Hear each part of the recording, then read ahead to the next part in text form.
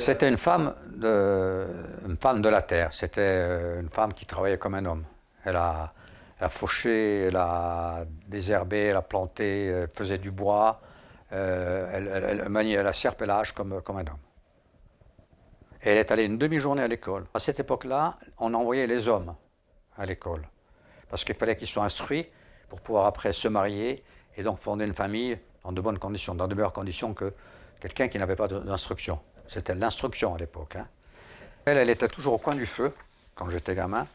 Elle était assise à gauche de la cheminée, toujours sur une chaise, toujours la même chaise, on l'a gardée longtemps. Et elle attendait que ma mère prépare à manger. Donc, quand l'heure passait, vous voyez, parce qu'on a toujours eu l'heure, nous. On n'avait pas de... sur la place. Depuis la cuisine, on voit l'heure de la place. Donc, elle avait l'heure sous les yeux. Et donc, à 11h, comme pour dire maintenant, il est temps de préparer à manger. Mais elle ne faisait rien.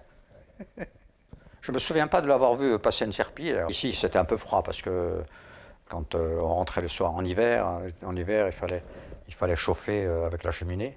Une cheminée qui n'a jamais chauffé ici parce qu'on gardait la porte ouverte, sinon ça faisait de la fumée. Donc on avait, comme on dit, devant, on était chaud, mais derrière, on avait froid, quoi. On avait un brasero ici.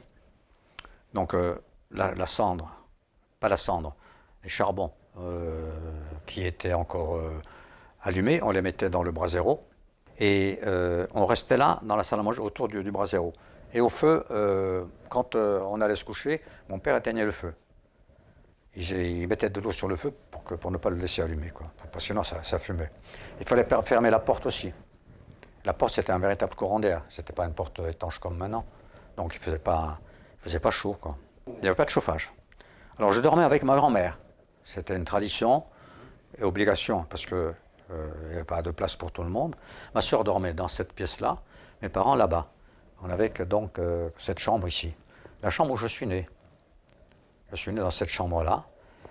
Et après, je dormais avec ma grand-mère. Je me souviens d'avoir dormi avec ma grand-mère jusqu'à sa mort, quoi.